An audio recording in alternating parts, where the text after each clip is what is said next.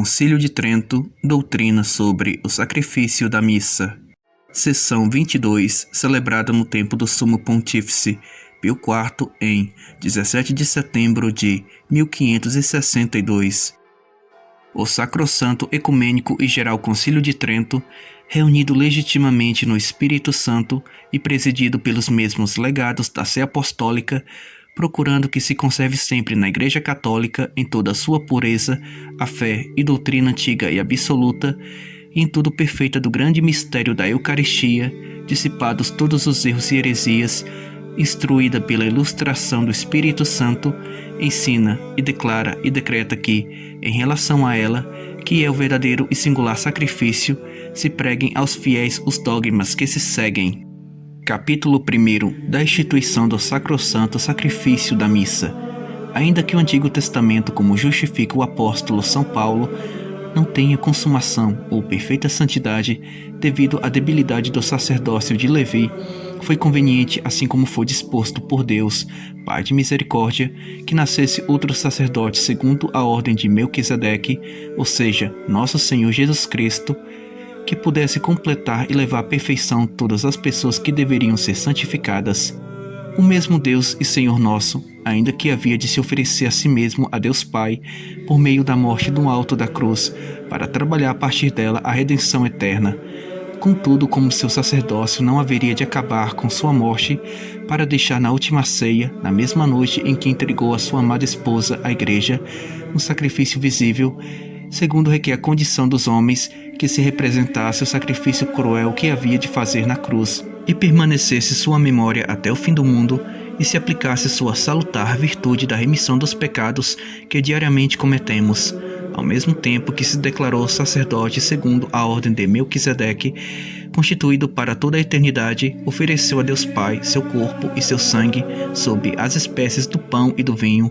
e o deu a seus apóstolos, a quem então constituía sacerdotes do Novo Testamento, para que o recebessem sob os sinais daquelas mesmas coisas, ordenando-lhes igualmente a seus sucessores no sacerdócio, que o oferecessem pelas palavras: fazei isto em memória de mim, como sempre o entendeu e ensinou a Igreja Católica. Pois, havendo celebrado a antiga Páscoa, que a multidão dos filhos de Israel significava a memória de sua saída do Egito,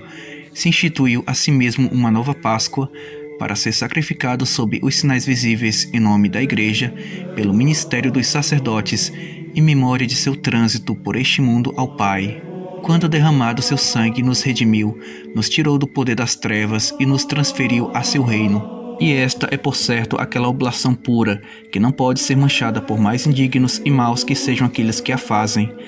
A mesma que predisse Deus por Malaquias, que deveria ser oferecida limpa em todo lugar, em seu nome, que deveria ser grande entre todas as gentes, e a mesma que significa, sem obscuridade, o apóstolo São Paulo, quando disse, escrevendo aos Coríntios: não poderão participar da mesa do Senhor os que estão manchados devido à sua participação na mesa dos demônios, como se fosse a mesa do altar. Esta é finalmente aquela que se figurava em várias semelhanças dos sacrifícios nos tempos da lei natural e da Escritura, pois inclui todos os bens que aqueles significavam, como consumação e perfeição de todos eles. Capítulo 2. O sacrifício da missa é propício não só para os vivos, mas também para os defuntos, em virtude de que nesse sacrifício que se faz na missa está contido e se sacrifica sem dores, naquele mesmo que Cristo se ofereceu dolorosamente no altar da cruz. Ensina o Santo Concílio que este sacrifício é com toda a verdade propício, e que se consegue por ele que nos aproximamos do Senhor arrependidos e penitentes, e se o fizermos com coração sincero, fé correta e com temor e reverência, conseguiremos misericórdia e encontraremos sua graça por meio de seus oportunos auxílios,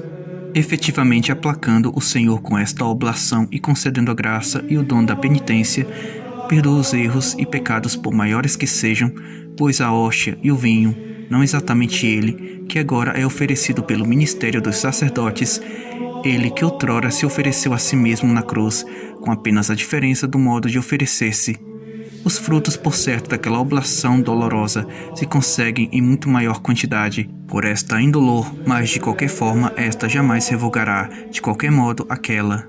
Disso se pode concluir que não somente se oferece com justa razão pelos pecados, penas, satisfações e outras necessidades dos fiéis que vivem, mas também segundo a tradição dos apóstolos,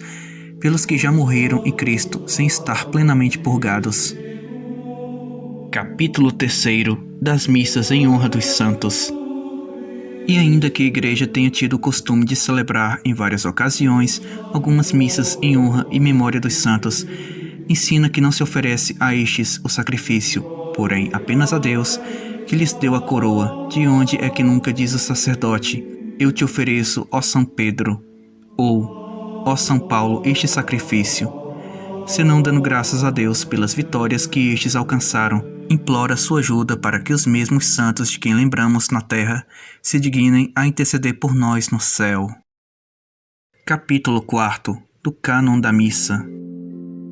E sendo conveniente que as coisas santas devem ser operadas santamente, e constando ser este sacrifício o mais santo de todos, estabeleceu há muitos séculos a Igreja Católica para que se oferecesse e recebesse digna e reverentemente o sagrado cânon, tão limpo de todo erro que nada inclua, que não dê a entender em máximo grau certa santidade e piedade, e eleve a Deus os ânimos dos que sacrificam, porque o cânon consta das mesmas palavras do Senhor e das tradições dos apóstolos, assim como também dos piedosos estatutos dos santos pontífices. Capítulo 5 das cerimônias e ritos da missa.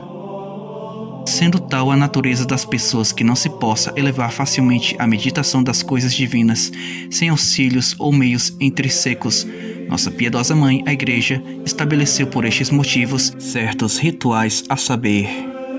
que algumas palavras da missa sejam ditas em voz baixa e outras com a voz mais elevada.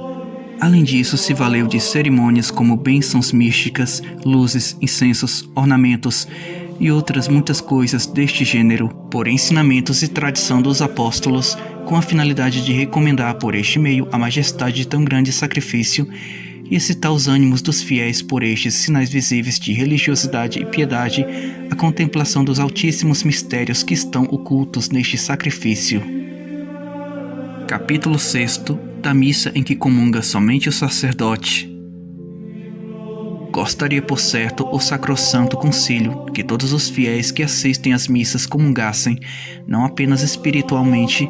mas também recebendo sacramentalmente a Eucaristia, para que deste modo lhes resultasse um futuro mais abundante neste santíssimo sacrifício. Todavia, nem sempre ocorre isto, e nem por isso classifica como privadas e lícitas as missas em que apenas o sacerdote comunga sacramentalmente.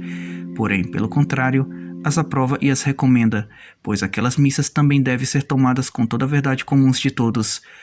Parte porque o povo comunga espiritualmente nelas, e parte porque se celebram por um ministro público da Igreja, não apenas por si, mas por todos os fiéis que sejam membros do corpo de Cristo.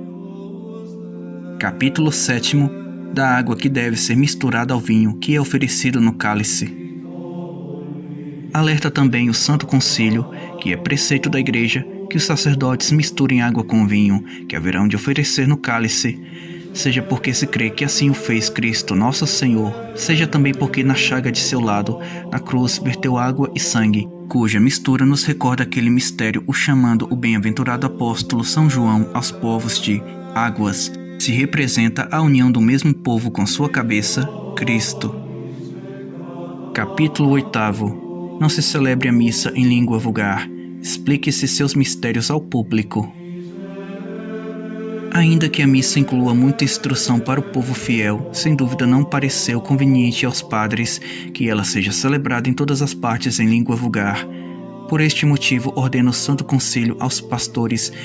e a todos que tenham cura de almas, que conservando em todas as partes o ritual antigo de cada igreja, aprovado por esta Santa Igreja Romana, mãe e mestra de todas as igrejas, com a finalidade de que as ovelhas de Cristo não padeçam de fome, ou as crianças peçam pão e não haja quem o reparta, exponham frequentemente por si ou por outros algum ponto dos que se leem na missa, no tempo que esta se celebra entre os demais, declarem especialmente nos domingos e dias de festa algum mistério deste santíssimo sacrifício. Grupo Tradição Católica. Fundado pelo apostolado fora da Igreja, não há salvação. No ano de 2007.